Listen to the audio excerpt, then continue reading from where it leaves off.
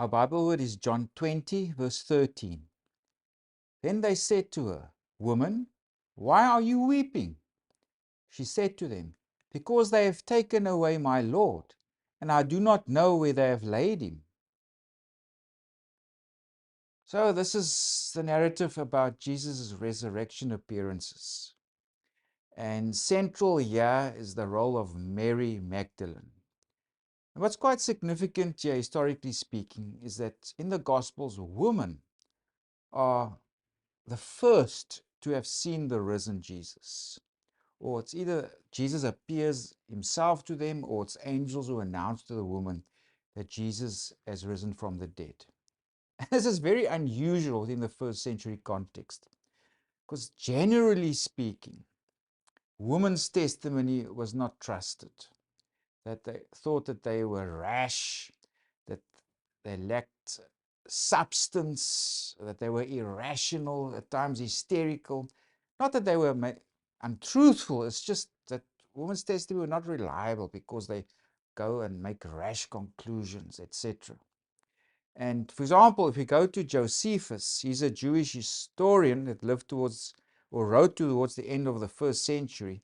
And he wrote in his Antiquities of the Jews, he said the following: "But let not a single witness be credited, but 3 or 2 at the least." Of course, that's a normal biblical injunction.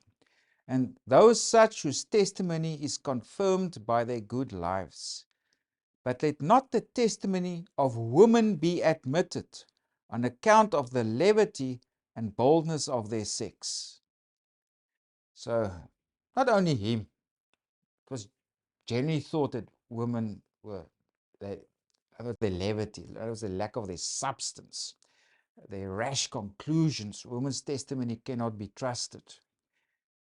Philo, a Jewish philosopher from Alexandria, he also said women are irrational and they follow bestial passions and all those kind of things. So quite rightly, if you are a woman looking at this, you could rightly be offended. But that was the common idea of the time. Also, the pagan critics of Christianity, they said Jesus' accounts of resurrection cannot be trusted because it's women who told us, who started the story. And how can you trust them? For example, there was this pagan philosopher 𝐻𝐞𝐞𝐩𝐽𝐬𝐻, and we know he's writing from the early church father Origen in a work called Against 𝐻𝐶elsus. And this is what 𝐻𝐶elsus said about the resurrection accounts. He said, "But who really saw," he's speaking of the resurrection, "a hysterical woman, as you admit, and perhaps one other person, both deluded by his sorcery," in other words, Jesus' sorcery, "or else so wrenched with grief at his failure that they hallucinated him risen from the dead by a sort of wishful thinking." So there's 𝐻𝐶elsus. He's referring to Mary Magdalene specifically as this hysterical woman. Also, there's this other pagan philosopher from the 2nd century, Porphyry. And he also questions these resurrection narratives. He says, Jesus appeared to Mary Magdalene, a prostitute.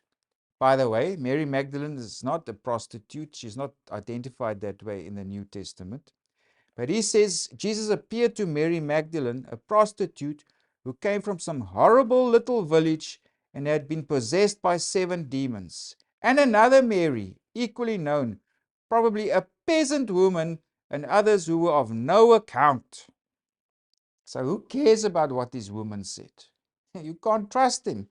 Then Porphyry also asks, why did this Jesus not appear to Pilate, or to the king of the Jews, Herod, or to the high priest of the Jewish people, or to many men at the same time?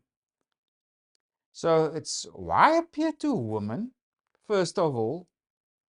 If you wanted to convince an audience in the first century to write that Jesus appeared first to women would not be a good way to go about convincing people that Jesus has risen from the dead. So obviously these accounts of Jesus appearing to a woman, especially Mary Magdalene playing such a prominent role, it must be based on tradition.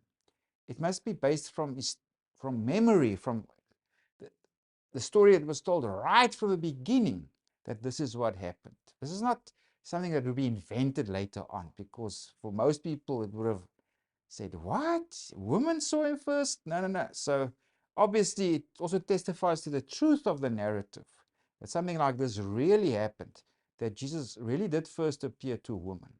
And in John 20, the focus is on Mary Magdalene. Of course, the author is aware that other women was also there, but he focuses on Mary Magdalene. And chapter 20, generally speaking, it recounts various responses to Jesus and how differently people came to believe in the resurrection. For example, there's the beloved disciple who believed when he saw the grave clothes. Mary believed when Jesus called her by name. The disciples believed when they saw Jesus. And Thomas, old doubting Thomas, he only believed when he actually probed the body of Jesus. But the gospel also praises those who believe in the resurrection without seeing. Now, our immediate textual unit is verses 1 to 18. That is Mary at the tomb. Mary Magdalene. She, also with other women, it's implied in the next verse where it speaks of we. She came to the tomb early, so obviously she was distressed. She couldn't sleep. She was eager about the Lord. And now she comes to the tomb because, she wants to a devotion. It's an expression of devotion to Jesus. And now she arrives at the tomb and she sees the stone is removed and the body of Jesus has been moved. And now she runs off to Peter and she tells him, hey, they've taken the body of Jesus. Then Peter runs to the tomb, also the beloved disciple. And it says the beloved disciple ran faster than Peter. We may speculate that the beloved disciple was a young man, maybe like in his young teenager at this stage. And he outstripped Peter to the tomb. Eventually Peter arrived and then he went in. He saw the clothes were there. The face cloth of Jesus was rolled up neatly. And then the beloved disciple entered.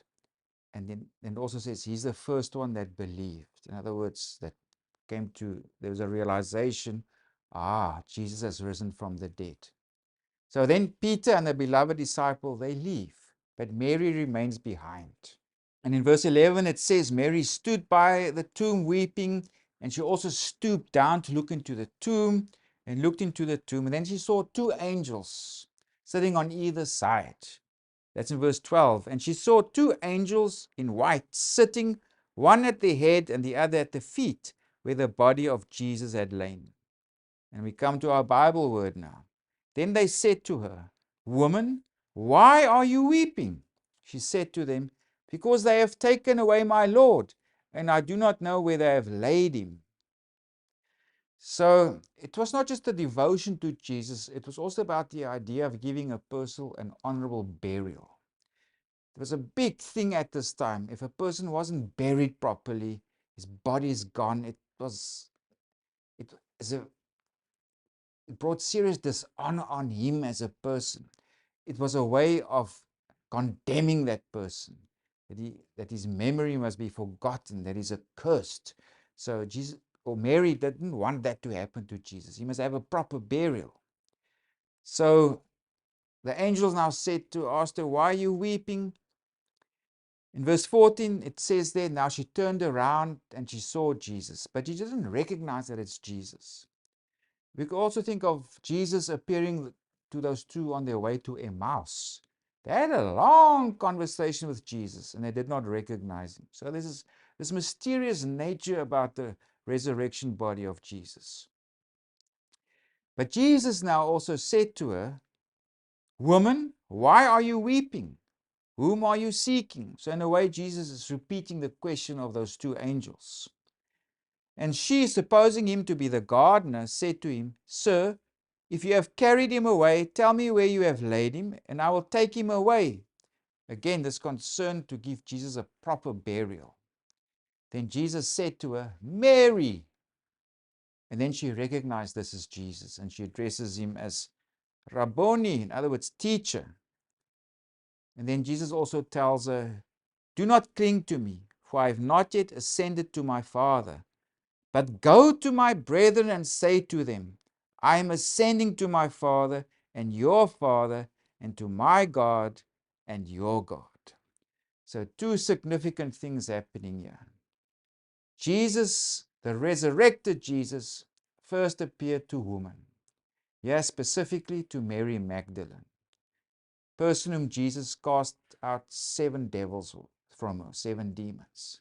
Second important thing, she is the first with a commission to go tell others that Jesus has been raised from the dead. So it's quite a significant thing here that happened. And with the context of the first century, it's quite remarkable that this is being told here. It would not have been invented if this was not something that has really happened. Because to base this kind of testimony on a woman's testimony would have been, nobody would have thought of doing that. It would have just discredited the whole narrative. But yeah, the gospel stories tell it the way it is, the way it happened. Jesus first appeared to a woman. And secondly, woman, yeah, Mary Magdalene specifically, who received a commission, go tell others about the resurrection. So this is Jesus. The focus of this narrative is on Mary Magdalene, a woman was the first person to see the resurrected Jesus, along with other women, if you follow the other Gospels, but also the first to receive the commission to proclaim this resurrection to others around them.